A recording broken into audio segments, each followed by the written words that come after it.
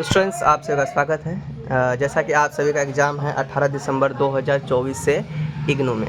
Okay, सो आप लोगों को एक ऐसा इम्पोर्टेंट क्वेश्चन चाहिए जो कि एग्ज़ाम में हेल्प हो जाए। आप साल भर में क्या पढ़े हैं नहीं पढ़े हैं उससे कोई मतलब नहीं है, लेकिन आप इस पूरे वीडियो को देख लेंगे। इसमें से मैं आप लोगों के लिए मोस्ट इम्पोर्टेंट क्वेश्चन लाया हूँ जो कि आप एग्ज़ाम में पूछे जाएंगे। सो आपको कंप्लीट वीडियो देखना है, हर एक क्वेश्चन को देखना है, समझना है। जो भी समझ नहीं आया कमेंट कीजिएगा। वैसे भी मैं क्वेश्चन का इंग्लिश और हिंदी दोनों एक साथ ही मैं दे रहा हूँ। ओके, सो आपको पूरा देखना है। एंड चैनल में नहीं हो चैनल को सब्सक्राइब करें और चैनल को शेयर करें। ओके, सो आपका सबसे पहला क्वेश्चन है क्रिटिकल रीडर। क्रिटिकल रीडर को हम लोग समझते हैं। चलिए, ये आपको पूछे जाते हैं तो इनको समझिए। समझने के बाद क्या होता है, कोई भी टॉपिक आसान हो जाता है। अगर नहीं समझते हैं उसे याद नहीं कर पाएंगे आप, याद करने में बहुत दिक्कतें आएंगी। सो आप सबसे पहले आप समझ जाइए ये होता क्या है। तो क्रिटिकल रीडर मतलब वो होता है जो एक संपूर्ण तरीके से उनका अध्ययन कर ले। किसी भी चीज़ का रीड किया है, किसी चीज़ का अध्ययन किया है तो वो अच्छी तरीके से वो क्या कर लिया है, अध्ययन कर लिया है ना। उसके पास कोई भी डाउट ना हो, उसके पास कोई भी डाउट ना हो। जैसे कि एक टीचर जो होता है, टीचर तब टीचिंग कराता है किसी भी स्टूडेंट को जब वो उस चीज़ में परिपूर्ण होता है। जैसे कि अगर मैथ्स टीचर है, क्लास 6 को अगर मैथ्स पढ़ाना हो, क्लास 11th को मैथ पढ़ाना हो, क्लास 10th को मैथ पढ़ाना हो, तो क्लास 10th में पहले से ही वो मास्टर हो, क्लास 10th के मैथ्स को एक देखते ही बना दे, तो वो होता है क्रिटिकल रीडर। ओके, उसे हर बात पता होता है। समझ में आ गया? तो क्रिटिकल रीडर वो होता है। तो मैंने जो ये आंसर उठाया है ये आपके ही बुक से उठाया है, आपके ही बुक से आंसर उठाया, बस मैं आपको समझा दूंगा। देखो, वैसे भी आप जूनियर स्टूडेंट है नहीं, आपको इतना तो पता होगा कैसे सेट करना होता है टेंस को, कैसे वर्ड को जोड़ना होता है। मैं बस आपको इनके कुछ वर्ड्स का मीनिंग बताऊंगा, आप समझ लेना। चलो, आपको लिखना है स्टार्टिंग में, we will discuss some of the critical reading strategies. तो क्रिटिकल रीडर का क्या स्ट्रेटजीज होता है वो आपको यहाँ पर लिखना होगा। Which will enrich your thinking as a reader and will also be helpful when you play the role of a critical reader. देखो, यहाँ में हमने देखो कुछ बातें आप लोगों को नहीं बताया। जैसे कि क्रिटिकल रीडर का जो मीनिंग क्या होता है वो आपको पता होना चाहिए। क्रिटिकल रीडर का क्या मीनिंग होता है ना स्टूडेंट्स। तो क्रिटिकल रीडर का जो मीनिंग होता है वो ध्यान समझो। क्रिटिकल रीडर मतलब होता है आलोचनात्मक पाठन। क्या होता है? आलोचनात्मक पाठन।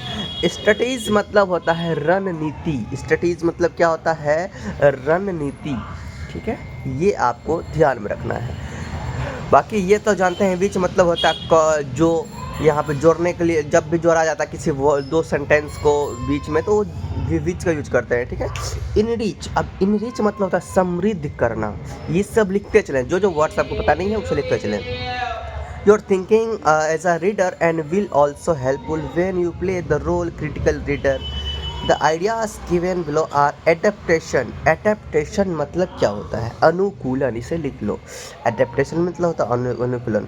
फ्रॉम एक्सेलरोड एंड कूपर 2012 में। देखो, 2012 में एक्सेलरोड एंड कूपर ने इन बातों को दिया था, इन पॉइंट को दिया था। पहला जो पॉइंट है एनोटेटिंग।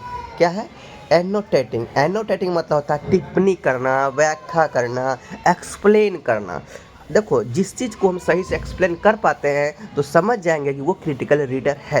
ठीक है, सो सबसे पहला एक्सप्लेन करने आना चाहिए। जैसे कि दिस इंटेल्स। इंटेल्स मतलब होता है ज़रूरत, जोड़ देना, ज़रूरत या जोड़ देना। Recording your reactions to a text your interpretation. Interpretation मतलब क्या होता है ये भी लिख लो, व्याख्या। And question as you read along, these are notes you write as you read along. देखो, आपको ऐसे रीड करना है, राइट करना है, ऐसे लिखना है, ऐसे इस तरह से व्याख्या करना है जो कोई भी पढ़े ना अच्छा से समझ में आ जाए, है ना। या सही से पढ़ के सही से लिखना है ऐसा कि जो पढ़ते ही मज़ा आ जाए। ठीक है, थोड़ा सा भी पढ़े तो दूर दूर तक का वो समझ में आ जाए। क्या बात है? आउटलाइनिंग। आउटलाइनिंग क्या है? आउटलाइनिंग मतलब समझोगे रूपरेखा बनाना। ठीक है, रूपरेखा ये सब होता है आउटलाइनिंग। तो listing the text main ideas और the gist of a text. Gist मतलब क्या होता है ये भी देख लो। जिस्ट मतलब होता है निष्कर्ष। जिस्ट मतलब निष्कर्ष। ठीक है जाओ। नेक्स्ट है आपका समराइजिंग करने आना चाहिए। क्रिटिकल रीडर का भी एक स्ट्रेटेजी है कि भाई समराइजिंग करने भी आना चाहिए। समराइजिंग मतलब क्या होता है? देखो, समराइजिंग मतलब होता है संक्षिप्त करना आना चाहिए, खुलासा करना आना चाहिए। या आप देखते हैं कोई भी वो स्टोरी पढ़ते हैं, उसके लास्ट में समरी लिखा होता है। क्यों लिखा रहता है भाई? इस छोटे से शब्द, छोटे से पार्ट में आपको इतना सारा समरी को दे दिया जाएगा कि आप पूरा कहानी के बारे में समझ में आ जाएगा आपको, ठीक है? तो वो होता है समरी, है ना? पूरे कहानी का निचोड़ एक ही बार में दे दिया जाता है ना? तो इस तरह से करने आना चाहिए। देखो, सिंथेसाइजिंग, इसको सिंथेसिस भी कहते थे हम लोग, ठीक है? सिंथेसिस, तो सिंथेसाइजिंग है ये। तो ये क्या होता है? ये होता है स्टूडेंट संश्लेषण। ये वही वर्ड है, यहाँ पे थोड़ा सा इंग लगा दिया गया है, वो वही वर्ड है। तो इंटीग्रेटिंग योर ऑन, इंटीग्रेटिंग मतलब ये आना चाहिए एकीकृत करना, जोड़ना। Your on ideas with the information learn from other sources. ये तो हो गए, ये सब जानते हैं। सोर्सेस मतलब ये स्रोत होता है। अब देखो, लास्ट में आपको जो लिखना है, ये आपको लिखना है, क्या लिखना है देख लो। लास्ट में लिखना है explaining the significance of figurative language. Significance मतलब भी आप समझ जाओ। सिग्निफिकेंस मतलब होता है महत्व, एंड फिगरेटिव मतलब होता है आपका औपचारिक, याद रखना। This is when you examine how metaphors, similes, personification and other such literary devices are used in a text to convey meaning and evoke feeling। तो यहाँ पे कुछ मतलब मैं बता दो। मेटाफोर्स मतलब आपको समझना है लक्षण होता है। सिमिलेस मतलब निदर्शन, है ना? और ये पर्सनिफिकेशन जो होता है, ये भी आपको देखना है। ये तो आप वैसे जानते हैं, पर्सन कोई भी व्यक्ति, है ना? तो कोई भी व्यक्ति ऐसे लिटरेचर दे जो कि समझ में आए।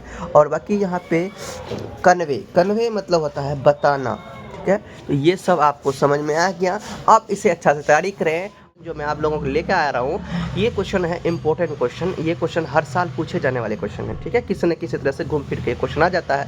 तो इस तरह से अगर आप करते हैं तो इग्नू में पास करना बहुत आसान है। आप भले ही साल भर में कुछ नहीं पढ़े हो, लेकिन फिर भी अगर आप इन क्वेश्चन को करके जाते हैं तो आपका एग्ज़ाम बहुत ही अच्छा जाता है, कोई भी प्रॉब्लम नहीं होता है। सो चलिए, आज जो मैं आपके लिए लेके आया हूँ इंपॉर्टेंट क्वेश्चन का टॉपिक, वो अफेक्शन, है ना? अफेक्शन बहुत ही ज़्यादा ये क्वेश्चन पूछे जाते हैं दिसंबर एग्ज़ाम में खास करके।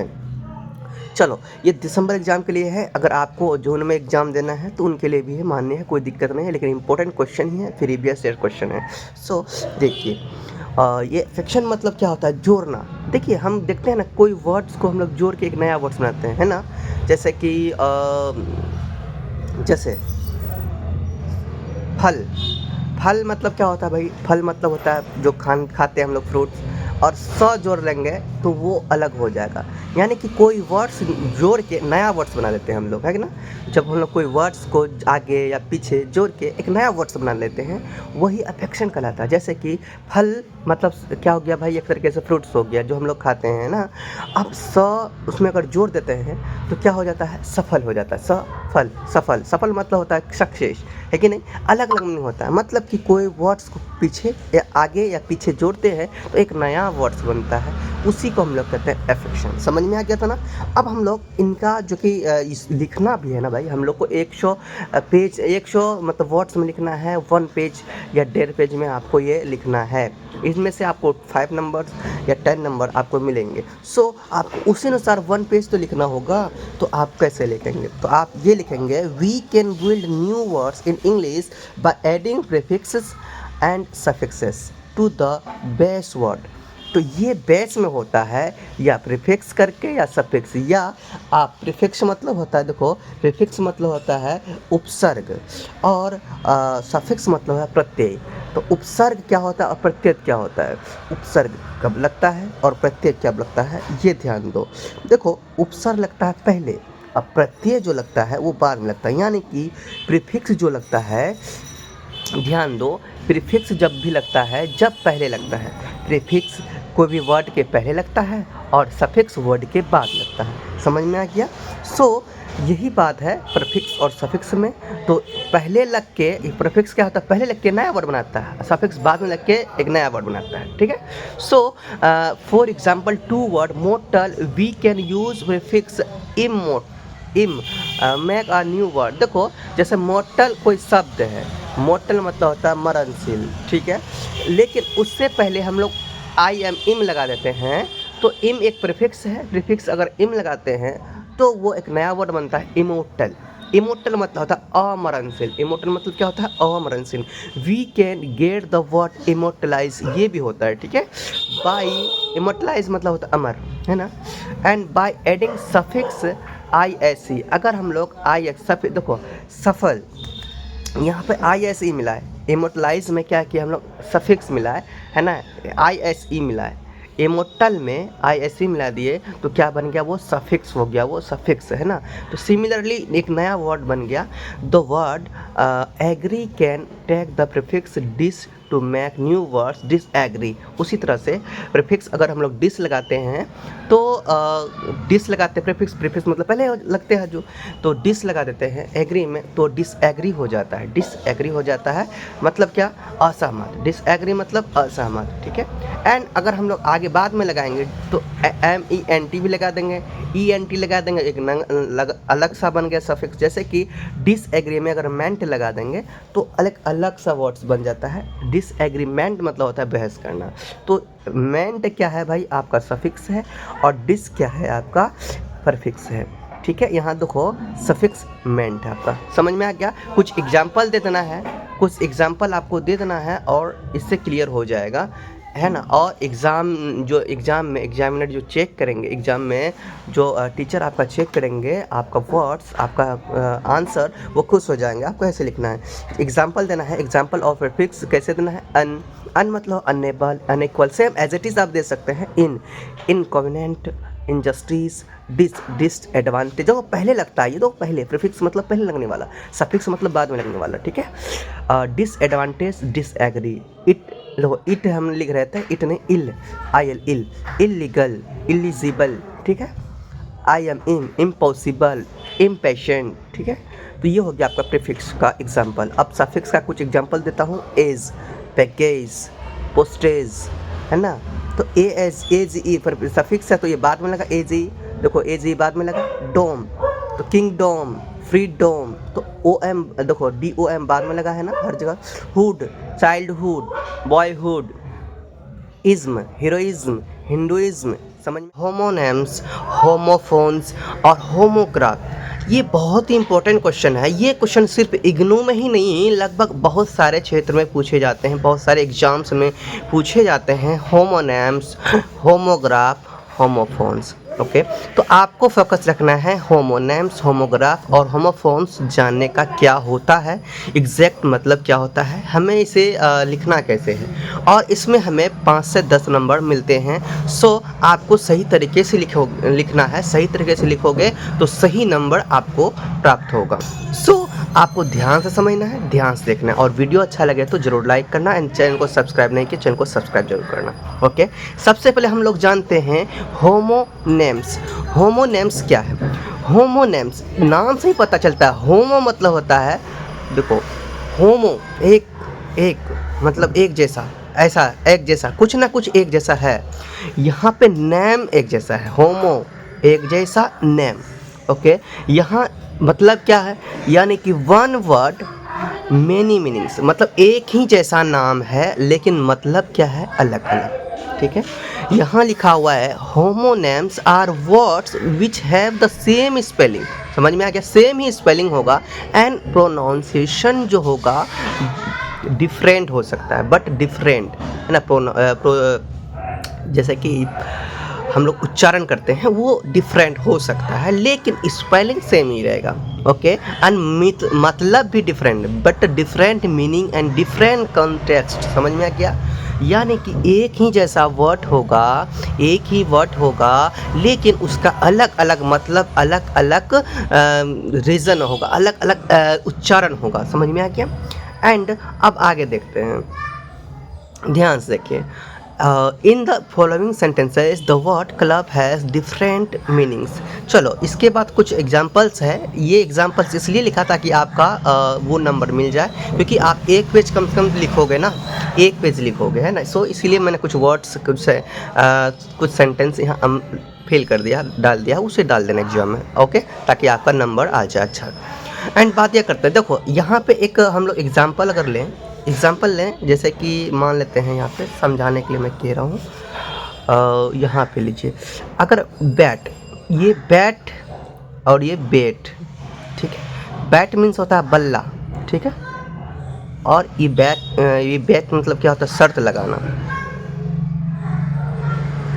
अब ध्यान से देखो, ये भी BAT है, ये भी BAT है, लेकिन ये BAT का मतलब हम लोग बल्ला समझे और इस BAT का मतलब हम लोग शर्त लगाना। मतलब ये दोनों जगह यूज होगा, सेम ही वर्ड, सेम स्पेलिंग, दोनों का स्पेलिंग सेम है, लेकिन यूज कहाँ कहाँ हो रहा है भाई। एक यूज़ हो रहा है वही क्रिकेट खेलने के साथ जो बल्ला का यूज़ करते हैं, बैट का वो, और दूसरा इसी का यूज होता है शर्त लगाने में। समझ में आ गया। तो ये है, सेम ही वर्ड है, सेम ही स्पेलिंग है, लेकिन इनका मतलब अलग अलग है, उच्चारण अलग अलग है। उच्चारण क्या, इसको हम लोग बैट बोले, है ना, BAT बैट, और इसको बैट, ठीक है, बेट, इसको बैट, ये बेट, ऐसे बोलेंगे बेट, ठीक है। समझ में आ गया। तो ये है आपका होमोनेम्स। आई थिंक आप लोग समझ गए होंगे सही से, ठीक है। और कुछ वर्ड्स आपको फिल करना है, कुछ सेंटेंस फिल कर देना है ना, ताकि खाली नहीं छोड़ना है। तो अब लिखेंगे, in the following sentences the word club has different meanings. As a child you might have gone to local club in your locality. You might have seen the picture of Bhim with a club in his band in Mahabharat serial on television, and you play cards. You have to deal with clubs in the pack. Your teacher might suggest to you to club to paragraphs together to make writing more compact. Okay, ये कुछ लिख दिया हो ताकि आपका feel करना हो। अब देखो कुछ एग्जांपल्स यहाँ पे देख लो। A club is an association of people with common interest. First sentence ये हो गया। Second, a club is heavy stick with a thick end used as a hand weapon, है ना, Bhim a club in his hand. Okay, ये और दो है और इसे आप फिल करेंगे तो आपको मिल जाएगा नंबर। देखियो यहाँ पे मैंने क्या लिखा है, देखो ये जो भी है आप लोगों के बुक से ही लिया गया है एग्ज़ाम में देखते हुए। Club is one of the 4 suit in conventional pack of playing cards. And next है, in the third sentence club means combine. Okay, so इतना लिखेंगे। अब हम लोग थोड़ा समझते हैं होमोग्राफ्स। क्या, होमोफोन एंड होमोग्राफ्स। देखो अब होमोफोन्स क्या है, अब समझ में आ ही गया होगा, इसी तरह से आपको मिला के लिख लेना। Homophones same sound. होमोफोन्स में क्या होगा, साउंड सेम होगा लेकिन मतलब जो होगा वो different form and meaning. Same sound different form होगा और डिफरेंट मीनिंग होगा। समझ में आ गया। साउंड सुनने में तो सेम लगेगा लेकिन डिफरेंट स्पेलिंग भी होगा और डिफरेंट मीनिंग भी होगा, ठीक है।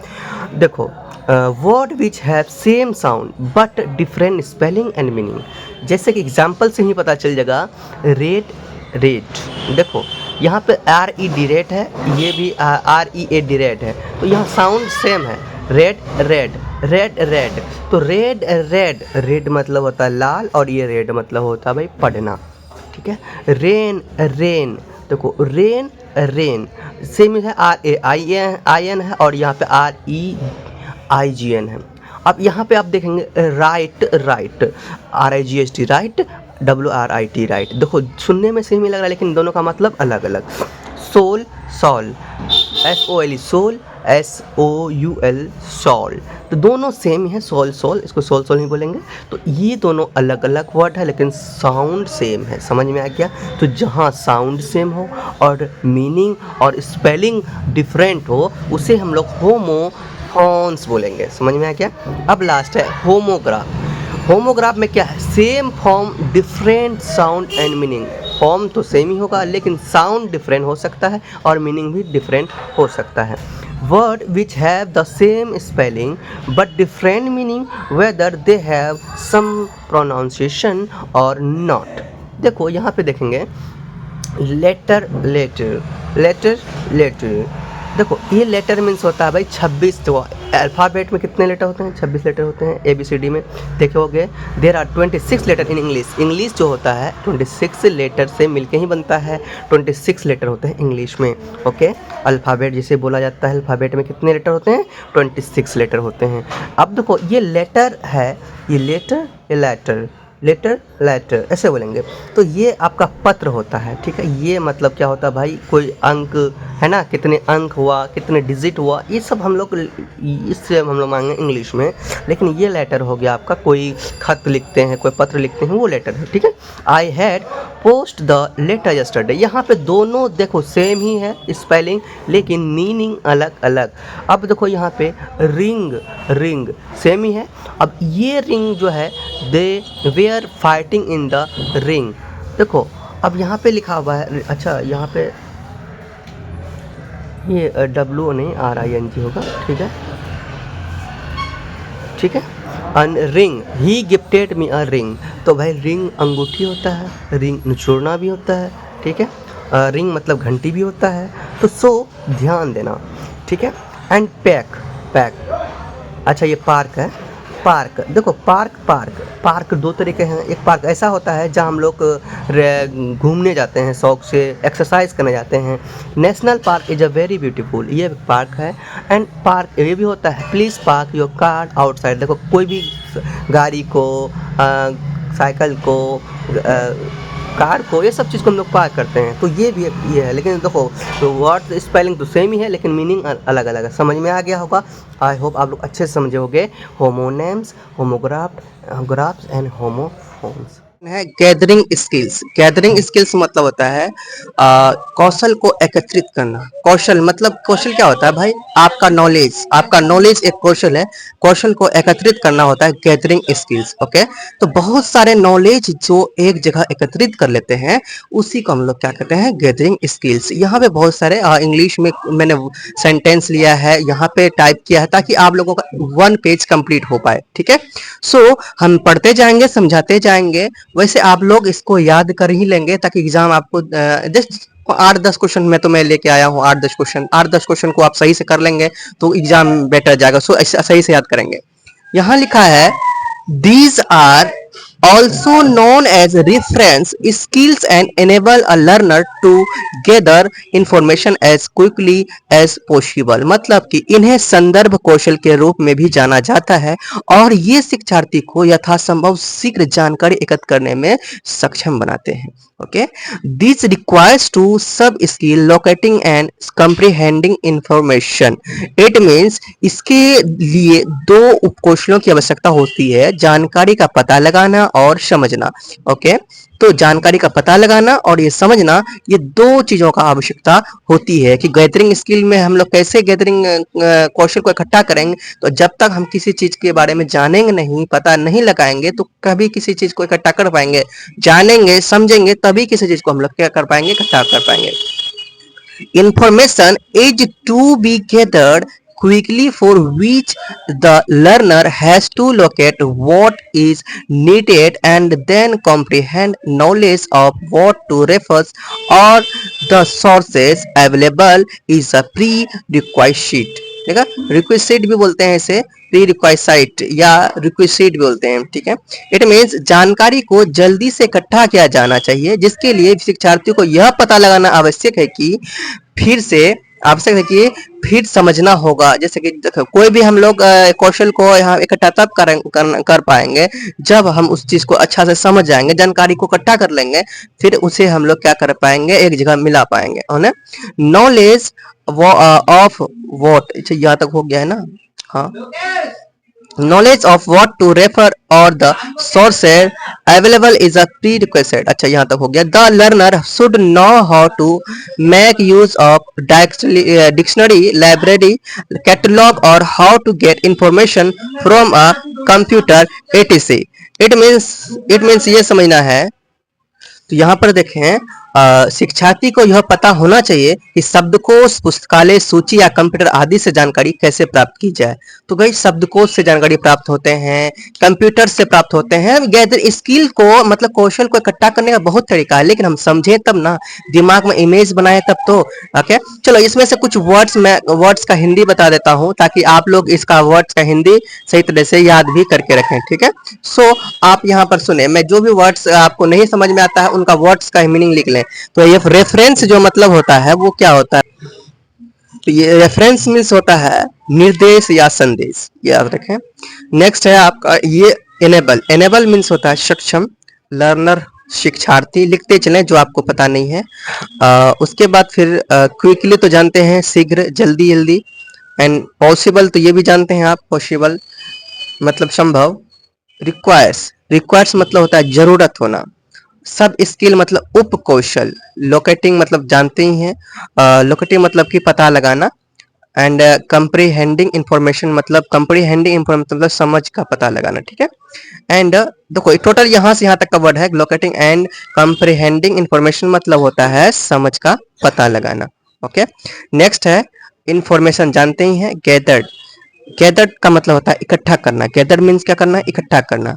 एंड आगे देखें, लर्नर तो समझ गए हैं, लोकेट भी समझ गए हैं, नीडेड भी, नीडेड मतलब होता है जरूरत, है ना, जरूरती, जरूरत का समान, जरूरत होना। कंप्रीहेंड, कंप्रीहेंड मतलब होता है समझना। हाँ, लिख लें, जो जो आपको नहीं आता मैं आपको दे देता हूँ। सोर्सेड मतलब होता है स्रोत। अवेलेबल मतलब होता है उपयुक्त, है ना। अवेलेबल मतलब क्या होता है, उपयुक्त, याद रखना। अवेलेबल मतलब मेरे पास है, मेरे पास इकट्ठा है, मेरे पास इसका स्टॉक है ना, ये भी है। और उसके बाद फिर आगे आता है प्री रिक्वाइसाइड। प्री रिक्विसाइड बोलेंगे या रिक्वाइसाइड बोलेंगे। तो प्री रिक्विसाइड मतलब होता है पूर्व आवश्यकता, पूर्व आवश्यकता, है ना। The learner should know had, देखो ये भी जान गए हैं। डिक्शनरी जानते हैं, शब्दकोश, लाइब्रेरी जानते हैं, पुस्तकालय। अब आता है आपका कैटलॉग। लाइब्रेरी कैटलॉग, इसको एक ही वर्ड मानेंगे, लाइब्रेरी कैटलॉग मतलब होता है पुस्तकालय सूची। ओके, बाकी यहाँ पे सब जानते हैं। तो ये आप क्या कर लें, जल्दी जल्दी तैयारी कर लें, लिख लें। ओके, तो अब नेक्स्ट टॉपिक को लेते हैं। आपका नेक्स्ट इंपॉर्टेंट क्वेश्चन है स्टोरेज स्किल्स, मतलब कि स्टोरेज स्किल मतलब कौशल का भंडार, है ना। एक मजबूत कौशल, मजबूत ज्ञान, है ना। स्किल्स का मतलब ही होता है मनुष्य के, जितने भी मनुष्य उनके अंदर में कोई ना कोई ज्ञान होता है, वो एक स्किल्स है, ठीक है। तो मजबूत स्किल, स्टोरेज स्किल मतलब मजबूत स्किल या कौशल भंडार, जिसके अंदर भंडार हो कौशल का, है ना। तो अब देखो ये क्या है, ये मैं आपको यहाँ पे रीड करके रीड कर लेता हूँ ताकि आप लिख लें। और मैं कुछ कुछ वर्ड्स का मीनिंग बता देता हूँ। What is comprehended is to be stored for ready use. All that we listen to or read will not be stored automatically. It needs an effort from the part of the learner. The relevant information which will have to be used later can be stored on a permanent basis in the brief form while listening to a lecture, take etc. The listener can involve in note taking, and while after reading, the reader can do note making. Later, he will have to refer to these notes alone and needn't go over the original source again. Thus, storing skills have two major categories: note making and note taking and note making. Okay, so ये मैंने आपका पढ़ के सुनाया, तो ये आप लिख लें और इसको तैयारी कर लें, इसका याद कर लें। कुछ कुछ वर्ड्स का मीनिंग बता देता हूँ, जैसे कि यहाँ पे स्टोरेज स्किल मतलब समझ गया कि कौशल भंडार। एंड कंप्रीहेंडेड मतलब होता है समझ जाना, समझ का पता लगाना, ठीक है, लग जाना। अब आगे फिर देखते हैं यहाँ पे कुछ कुछ वर्ड्स जो आपको पता नहीं है। स्टोर्ड वो तो जानते हैं, स्टोर्ड एफर्ट नहीं, एफर्ट है। स्टोर्ड मतलब कि मौजूद होना, ठीक है। एफर्ट, एफर्ट मीन्स होता है कोशिश। फिर आगे चलें, रिलीवेंट, रिलीवेंट मीन्स लिख लीजिए आप उपयुक्त। फिर आगे चलें, ये ब्रीफ, जो जो वर्ड मुझे लग रहा है कि आपको प्रॉब्लम कर सकता है उसका हिंदी बता रहा हूँ। ब्रीफ, ब्रीफ मीन्स होता है संक्षिप्त। बाकी आप लोग खुद स्मार्ट होंगे, आप लोग इतना तो कर ही लिए होंगे। चलो, स्टोरेज स्किल्स मैंने करवा दिया, दे दिया स्टोरेज स्किल का सॉल्यूशन। अब हम लोग साथ देखते हैं नोट टेकिंग। क्या देखेंगे? Note taking. चलिए, नोट टेकिंग को देख लीजिए। नोट टेकिंग क्या है? Note taking involves taking down notes while listening to the learner. आप लोग चाहेंगे तो इसे आराम से याद कर सकते हैं।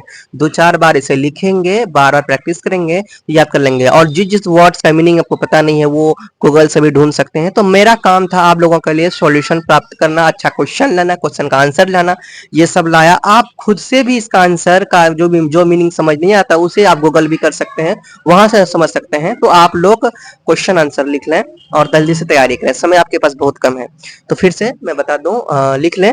Note taking involves taking down notes while listening to the learner, sorry learner कहते हैं teacher, to the teacher, radio or such other sources. It is very important skills to be developed because the will help a learner at higher levels.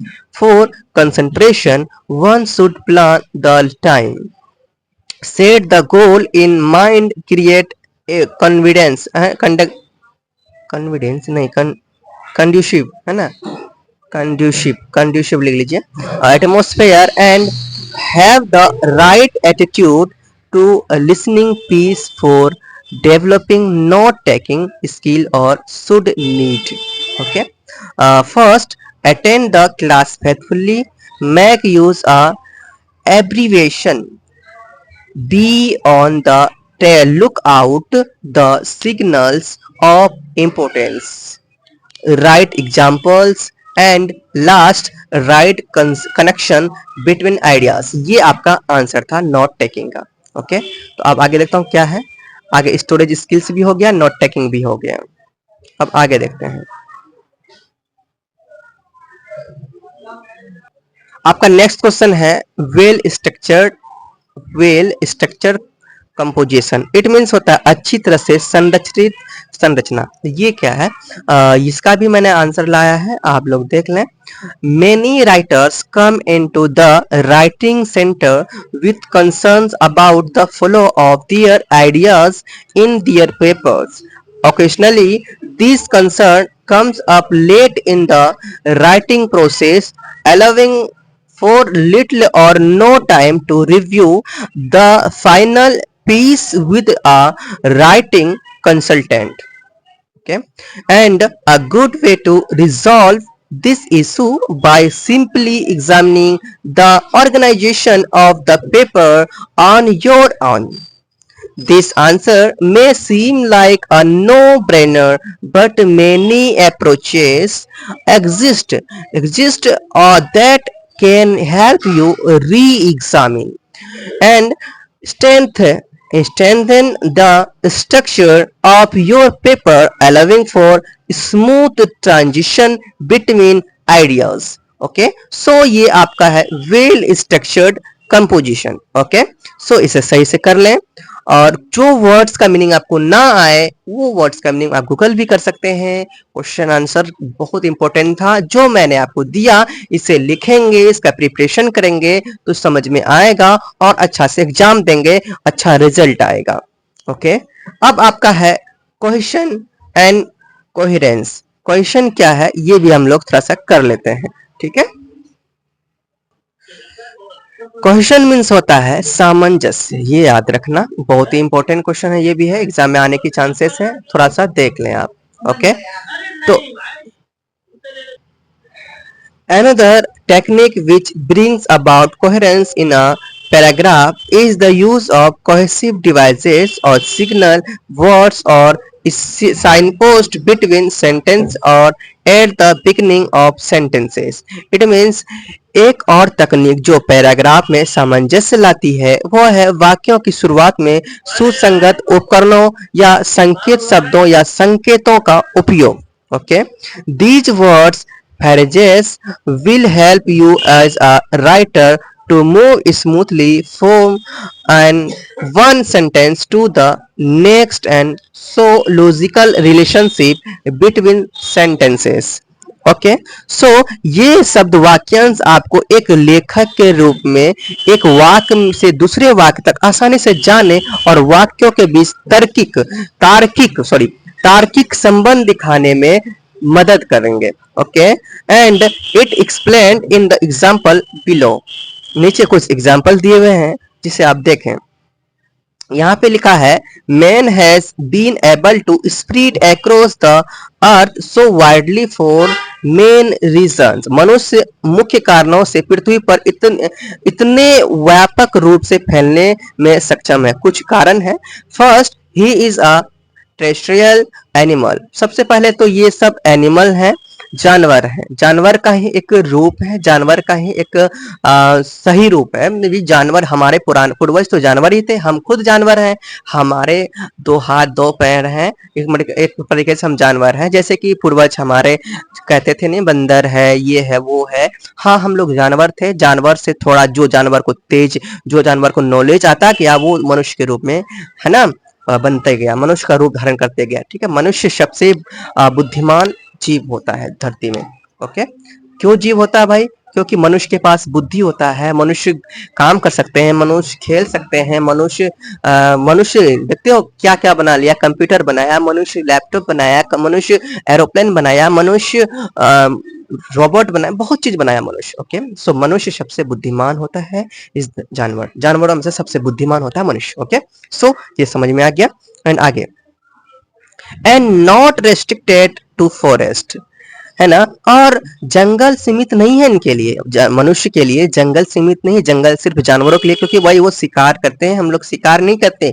हम लोग भाई साग सब्जी खाने वाले लोग हैं, हम हत्या नहीं करते हैं. लेकिन फिर भी कुछ जालिम लोग हत्या करते हैं.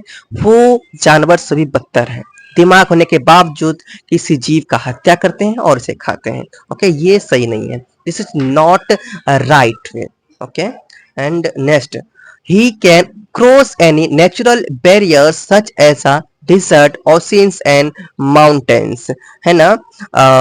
अब यहाँ पे ये समझे वह रेगिस्तान, महासागर और पहाड़ों जैसी किसी भी प्राकृतिक बाधा को पार कर सकता है. कौन? मनुष्य. ओके अब आप देखें ये आपको क्वेश्चन समझाया. अब आपका एक टॉपिक और बचा है. वेल स्ट्रक्चर्ड कंपोजिशन तो समझा ही दिया. अब और एक टॉपिक बचा हुआ है, उसको भी करा दूं. उस टॉपिक का नाम है, इसका दूसरा भाई कोहेरेंस. उसका दूसरा कोहेरेंस. कोहेरेंस को भी आप कर लें ताकि आपको आपका सभी कंप्लीट हो जाए. ओके मैं इसलिए इतना सारा लिख के लाया ताकि आप भी आसानी से लिखें और याद करें. ओके चलिए यहाँ पे है कोहेरेंस. कोहेरेंस मतलब जुटना या सुसंगति. जुटना देखो भाई, दो चीजों का जुटना, दो नॉलेज को जुटना और भी नॉलेज को क्रिएट करता है और भी नए नॉलेज को बढ़ाता है. ठीक है. अब यहाँ पर देखें when we look at the different paragraph, each paragraph develops a little bit based on the information we want to tell the reader. It means जब हम अलग अलग पैराग्राफ देखते हैं तो प्रत्येक पैराग्राफ उस जानकारी को के आधार पर थोड़ा विकसित होता है. ठीक है. And also when we write our own paragraph, choose a topic and write down all the points you know about that topic. It means जो हम पाठक को बताना चाहते हैं, साथ ही जब हम अपना पैराग्राफ लिखते हैं तो एक विषय चुनने और विषय के बारे में सभी बिंदुओं को लिखते हैं. Okay and when making a list, don't stop questioning whether any details fit or not. Any points that don't fit can be removed later. Okay so अब देख बात ये करते हैं, सूची बनाते समय यह सवाल करना बंद ना करें कि कोई भी विवरण फिट बैठता है या नहीं बैठता है ना. कोई भी बिंदु जो फिर नहीं बनता है उसे बाद में हटाया जा सकता है. ऐसा आपको सोच के चलना है. ठीक है. दिस विल आगे कहा गया है, this will help us generate new ideas and also give you something concrete to work with.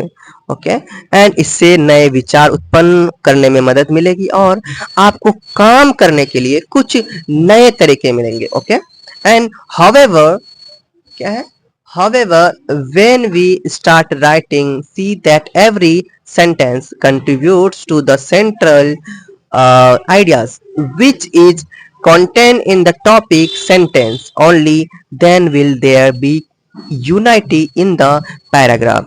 हालांकि जब हम लिखना शुरू करते हैं, हालांकि हम जब लिखना शुरू करते हैं तो देखते हैं कि वाक्य केंद्रीय विचारों, है ना, में योगदान देता है जो लेखिक वाक्य में निहित है, तभी पैराग्राफ में होनी चाहिए। ओके, तभी इस तरह से पैराग्राफ होनी चाहिए। ये आपका कोहेरेंस है। तो एग्जाम्पली देखिए, आपको करना क्या है, जो मैंने क्वेश्चन का आंसर लिया उसे आप एज इट इज तैयारी कर लें, लिख लें, याद कर लें और एग्जाम दें। एग्जाम आपका बेटर जाएगा। ओके स्टूडेंट्स, आपका लास्ट इंपोर्टेंट क्वेश्चन है, इंपोर्टेंट टॉपिक है आर्गुमेंटेटिव राइटिंग। आर्गुमेंटेटिव राइटिंग, ये आप देख लें। ये मैं आप लोगों को पढ़ लेता हूँ, पढ़ के सुना देता हूँ, आप इसे लिख लें, क्वेश्चन का आंसर तैयारी कर लें, क्योंकि समय बहुत ही कम है, वीडियो लॉन्ग हो रहा है। सो आप लोग इसे लिख लें, लिखने में भी समय लग जाएगा आपका, लिख लें और तैयारी कर लें, इसका बार बार प्रैक्टिस करेंगे। वैसे भी जो वर्ड समझ नहीं आएगा गूगल कर लेंगे। ओके, चलिए लिख लें। मेनी एसेज और academic papers involve argumentative writing. Argumentative writing goes beyond the standard argumentative essays and important when convincing your readers of your thesis statement. Argumentative writing in some form is done in every discipline and involves presenting facts along with rational or logical statement to support your claim. With argumentative writing, you must support your claim with applicable and appropriate evidence. Additionally, argumentative writing has a tone of impartiality and directness, while each piece of evidence you present has a specific purpose to support your argument. Okay, so ये आपका answer था। अब देखिए, इस video में हम इतना रखते हैं और इस वीडियो में मैंने सभी इंपॉर्टेंट टॉपिक को करवा दिया है। और स्टूडेंट्स, मैं चाहता हूं आप लोग पूरा मेरा सपोर्ट करें, अपने दोस्तों के पास ज़्यादा शेयर करें। जब तक आप लोग सपोर्ट नहीं करेंगे हम कैसे आगे बढ़ेंगे? आप लोग सपोर्ट करेंगे तभी तो हम आगे बढ़ेंगे। और न्यू डिजिटल बोर्ड में पढ़ाऊंगा मैं, इस तरह सिचुएशन थोड़ा खराब है तो मैं इस वजह से मैं इस तरह से पढ़ा रहा हूँ, नहीं तो आप लोगों के लिए डिजिटल बोर्ड में पढ़ाऊंगा, अच्छा से पढ़ाऊंगा और भी बेहतर तरीके से, क्योंकि मेरे पास अभी बहुत ही प्रॉब्लम है, क्या बताऊं। आप लोग सपोर्ट करेंगे तो जल्दी मैं आगे बढ़ूंगा। ओके स्टूडेंट्स, तो इस वीडियो में इतना ही रखते हैं। नेक्स्ट है आपका वही लेटर वेटर है, वो शेप कर लेंगे आप लोग, नहीं तो आप कमेंट करेंगे सर लेटर का वीडियो बनाए, तो लेटर वेटर ग्रामर में जो भी पूछे चाहेंगे उनका वीडियो मैं अलग से बना दूंगा, आप लोग कमेंट करेंगे। ठीक है, आज यहीं तक रखते हैं, नेक्स्ट वीडियो में आगे बढ़ेंगे स्टूडेंट्स। और आप लोगों का जो जो भी सब्जेक्ट कोड है वो आप कमेंट करेंगे कि सर वो ये सब्जेक्ट कोड का क्वेश्चन आंसर चाहिए इंपॉर्टेंट, तो मैं वो सब्जेक्ट का क्वेश्चन आंसर बनाऊंगा ताकि आपका एग्जाम में हेल्प हो। स्टूडेंट्स, आज ये करते हैं। जन स्टूडेंट्स, प्रेम से रहो, प्रेम से पढ़ो, प्रेम से बोलो।